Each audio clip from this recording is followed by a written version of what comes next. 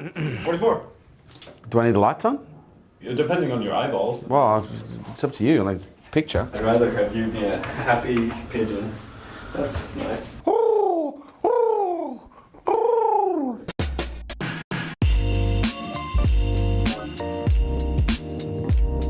Hey everybody, welcome to the latest episode of Hey Kerwin, number 44.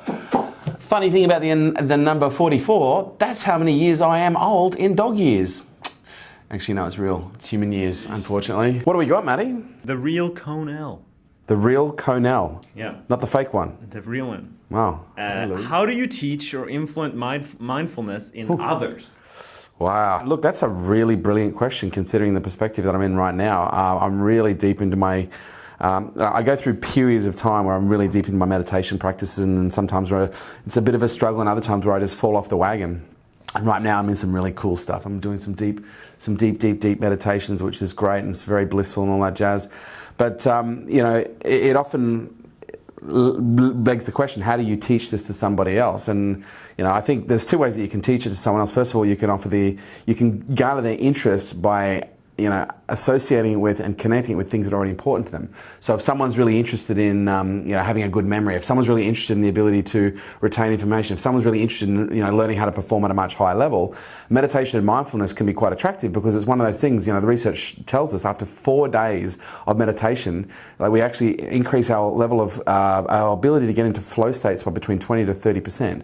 And when you consider flow state, that's the highest, that to me is like it's the holy grail. It's what everyone's really looking for. Like when you're trying to attain high levels of performance, the goal is to attain the highest level of performance output, doing something you love in a way that is just effortless. And effortless, finding that effortless behavior really connects with, is really understanding how to connect with flow states. And meditation is like the doorway. It helps you connect with flow states. It literally is like an invitation to connect with flow states on a far more regular basis. So, the first way is by association. You can connect it with things that are important to someone. The second thing, the way that you can influence someone or teach someone, I'm going to go more on influence because it's hard to teach someone something they're not interested in, is through the demonstration.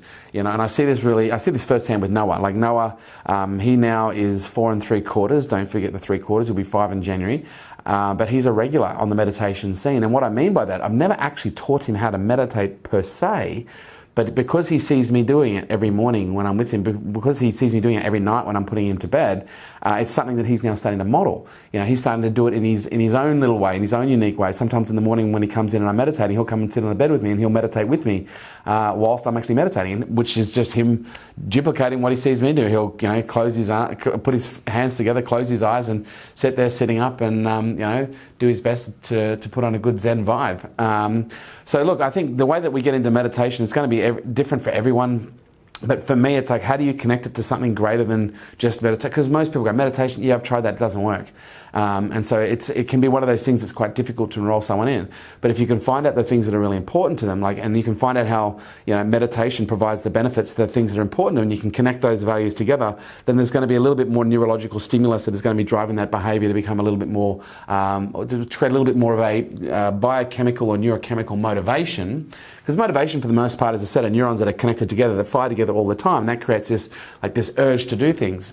And so the way that we create the urge to do things that we don't do yet is by raising their value. And the way that we raise their value is by looking at how they affect the things that are already important to us. And when we add more ones and ones and ones and ones to the things that are already important to us that is attached to a specific behavior, then that just increases the probability of that behavior then taking place. Let's just set the example of find out what's important to them and connect it with that. Just in Mel B, how long did it take your positive way of thinking to become a natural way for you every day? Or do you still have times where you... I still have times. And again, I don't think in a positive way. Like, this is something that a lot of people would find probably a little bit astounding. I'm not a positive... I don't espouse positive thinker. I don't espouse positive thinking. I espouse consciousness. And consciousness contains two aspects to it. It's got positive thinking and negative thinking. So I am okay with both. For me, it's not about thinking positive all the time. It's about balancing my thoughts out, but having the overriding arc of my mind being driven in a particular direction based on a theme around I am not, I am. I am a good person. I am a bad person. I am such an idiot. I'm so smart. I never remember people's names. I have a photographic memory. Everything I see, hear, smell, taste, touch, and read, I recall with crystal clear accuracy. So for me, it's more about the identity of self okay, than it is about the identification with a specific type of an emotion, whether it be positive or negative. For me personally, like anything, consciousness provides access to more information to be able to see both the positive and the negative, which gives you this underlying balance of, oh wow, everything is in balance.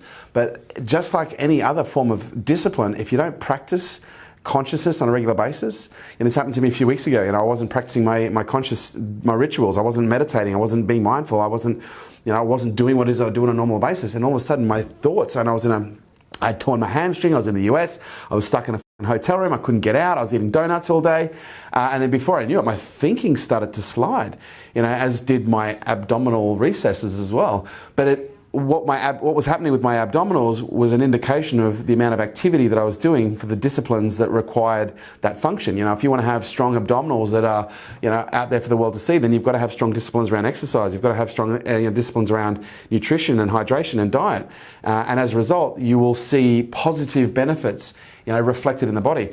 The same is true with consciousness, or what you refer to as positivity. For me, if you're not exercising the conscious muscles on a regular basis, then it's very easy to slide into, unconscious thinking. And unconscious thinking is where we get into trouble, because that's when we start getting onto a negative loop. And if we get onto a negative loop and we're unconscious to the fact we're a negative loop, and we just allow the brain to stay on that loop, then before we know it, we can drive ourselves into all sorts of irrationality and even depression just by not keeping our mind in check, by staying on top of it with a heightened level of consciousness and a heightened level of awareness. So for me, it's not about thinking positive, because I think positively and negatively about almost every situation. It's about being conscious of the elements that are attributed to both, and being aware of whenever there's an imbalance in your perspective that is being driven by the desire to just only look at one side, only look at the positive and only look at the negative. Because there's a lot to be gathered, there's a lot of knowledge, there's a lot of experience to be garnered as a result of seeing things as they really are, which is both positive and negative. It provides a much heightened level of opportunity for greater levels of emotional balance when you see things that are both positive and negative. You tend to have less ups and downs, because something that bad happens, you see the positive. Something that good happens, you see the negative. And as a result, you're not doing as much of this. So for me, consciousness is the muscle that you want to exercise. If you don't exercise that muscle on a regular basis, then it gets a little bit soft, and it can open you up to all sorts of, undesirable behaviors and ways of thinking. Hopefully that helps. Do you like my pink bottle? The Romac on Instagram. The Romac. I'm in the beginning phase of starting a business. How do I find my target customer? How do you find your target customer? Well, first of all, you've got to ask your questions. Who is my target market? Identifying your target market is much like fishing. I can't tell you who your target market is, much like I can't tell you what sort of fish you could go and look for, because the sort of fish that you should go and hunt for or should go fishing for would really be determined by the conditions of the area that you live in, the estuaries and the streams and the oceans and the bodies of water that you have access to, the types of fish that are native to those areas, the types of foods that those fish will actually respond to, the types of lines that those fish are most attracted to when fishing, the types of hooks that they're most likely to get caught. There are so many variables that you need to consider when you're going fishing. And the same is true if you really want to identify the avatar of your client. The avatar is, the avatar is, who is your ideal target market? Who is your ideal client? And normally, when it comes to identifying your ideal target market, you normally identify three different segments.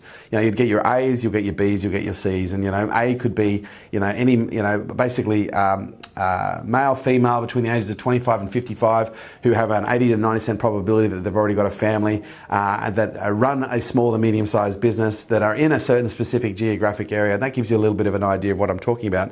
You can start even breaking it down even further, but it really comes down to asking the questions. If you're in the startup mode right now, I'd be looking at the potential competitors that you might have in the market.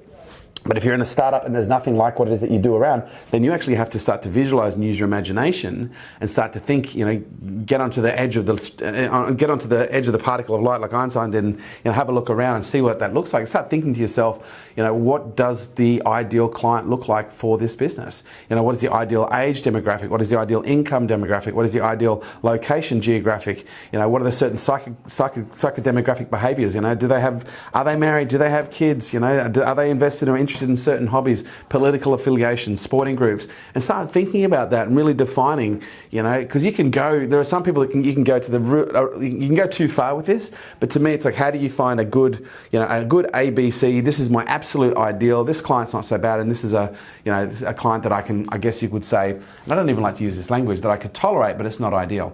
For me personally, I'm only interested in A's and B's. I'm not interested in working with C-grade clients. For me personally, I might have C grades that are working with me peripherally, But when it comes down to a personal association one-on-one, I'm only ever looking for the A's and B's, and in the context of B's, it's only the B's that really want to become the A's, if that makes sense, who have that aspiration, that motivation, that desire. So hopefully that helps. But yeah, my question to you is start asking bigger questions. And once you get the answers to those questions, you'll have a good profile of who your ideal target market, or AKA your avatar, is. Sarah Thomas. Hello, Sarah. If you could go back in time to give encouragement / words of wisdom to your 8-year-old self, what would you say regarding ADHD, as the world outside doesn't always see it as positive, even if you do?